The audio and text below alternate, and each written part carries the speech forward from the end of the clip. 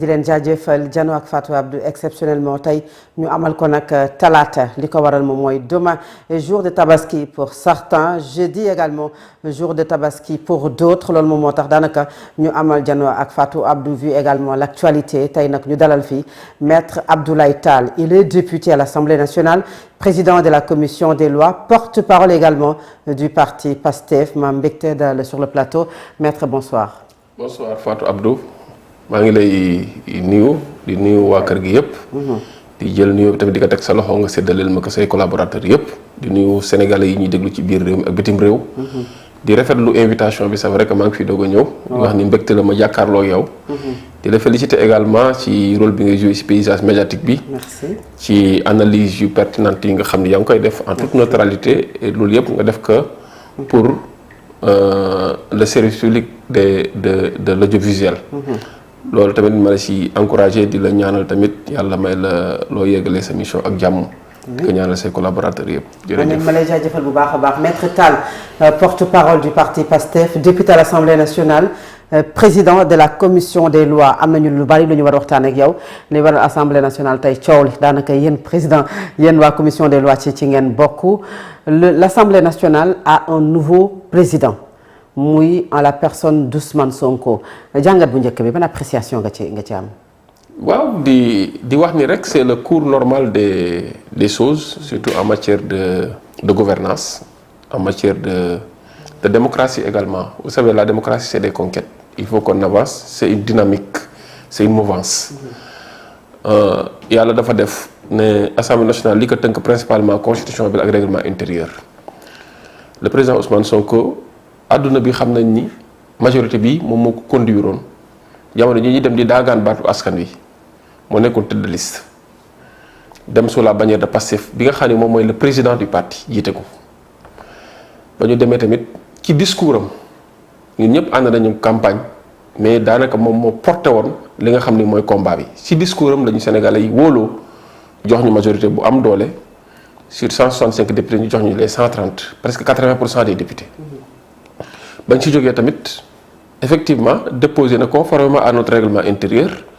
déposé na li nga xamante ni moo koy permettre mu mën a suspendre li nga xam ne mooy mandat am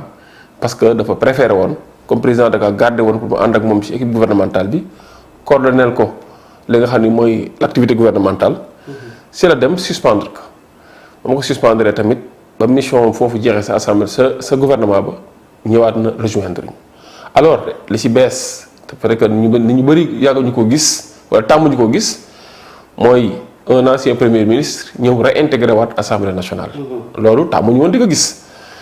dafa am lu bari lu ñu jàngal loolu d'abord l'humilité de l'homme am na ñoo xam tey jii si seen dund bu ñu xasee ba nekk premier ministre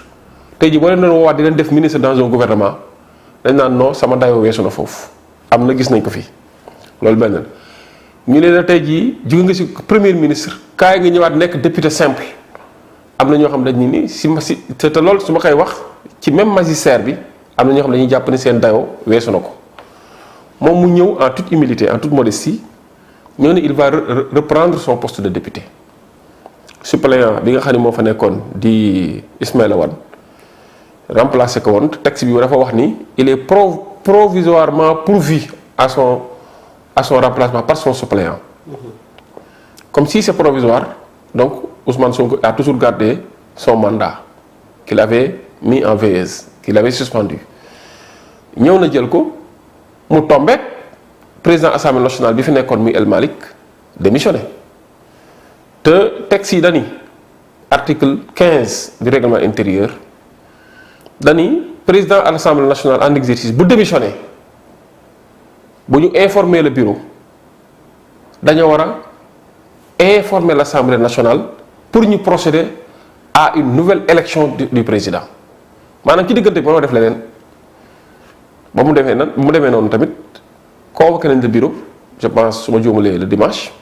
le samedi le dimanche du moins convoqué nañ le bureau convoqué nañ la conférence des présidents. Le bureau à 15h, la conférence des présidents à 16h,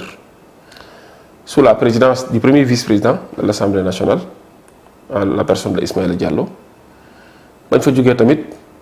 convoqué nañ la plénière pour effectivement donner l'information à l'Assemblée pour que mu jël acte ba procéder automatiquement à la nouvelle élection du président. loolu moo tax tey jii débat amu ci. parce que texte bi loolu la wax. mais débat am na ci. Il y a une polémique ci réintégration. Quand je parle de débat c'est au sein de l'hémicycle.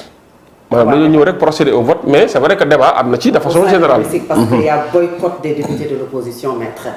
mbir mi mooy. réintégration Ousmane Sonko ak élection wam ci présidence de l'Assemblée nationale am na polémique bien sûr la coalition Takku Wallu jàpp nañu ne la démission d'El Hadji Malick Ndiaye ndax fa la mbir di commencé dafa illégal jàpp nañu ne mandat ki nga xamante ne moom moo war a nekk njiitu pencum ndaw réew bu Sénégal dafa am lu ko tënk nee nañu règlement intérieur encore encadre strictement les conditions dans lesquelles ce mandat prend fin et que la démission d'El Hadji Malick Ndiaye est illégale qu'est-ce que vous répondez? alors maa ngi lay gërëm bu baax je pense que fondamentalement loolu moo nekk débat bi. mais vous savez démocratie moo neex rek ba nit ku nekk am nga sa liberté de ton sa liberté d'analyse mais tamit démocratie lu mu neex nga am sa liberté lépp lu waay di wax rek na da ko wax ci axulaayu taalaam te jamono ji bu ñuy wax lu am solo lu jëm ci ay règlement intérieur da ciy baax ñi ciy wax ñu xam li ñuy wax lan la mbir mi nekkul nga yàgg assemblée nationale rek.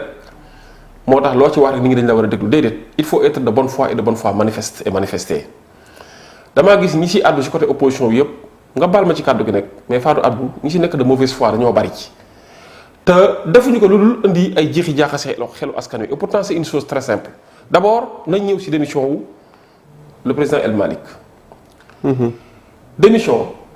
du loi moo naan nii ngay démissionner du loi moo naan kañ ngay démissionner. du loi moo naan fan ngay démissionner président assemblée nationale su ko neexee mu tukki dem ba Maroc wala dem ba Singapour wala dem ba Hawaï defar lettre de démission su ko neexee mu toog këram un dimanche bind lettre de démission su ko neexee mu toog assemblée nationale ci biir bureau bind lettre de démission mais bii lan démission bi kañ lañ ko indi. le président assemblée nationale moo convoqué lii nga xamante ni. mooy le bureau de l'Assemblée nationale parce que dafa jotoon lettre ci le premier ministre le président Ousmane Sonko pour ne que gannaaw génn nañ ma ci gouvernement bi dama bëgg a réintégrer l'Assemblée nationale c'est à bon droit mais ba mu ñëwee yamul ci loolu El Malick dafa non seulement informer le bureau ne jot naa lettre de réintégration une demande de réintégration du président Ousmane Sonko mais dafa lire une instruction générale du bureau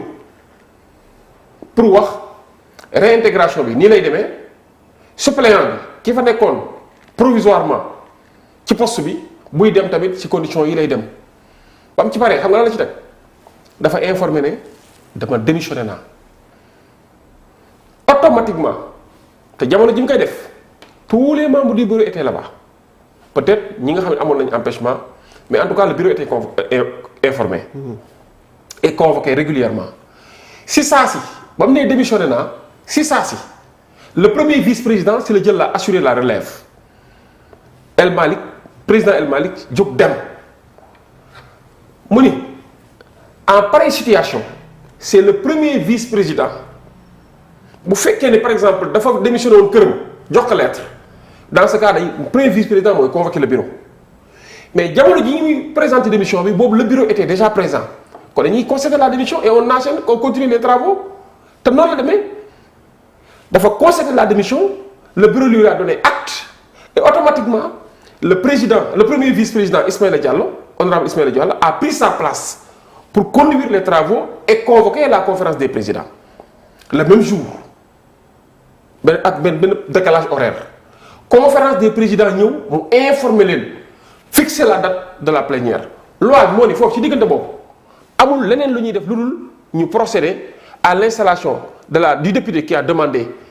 la réintégration et à l'élection du nouveau président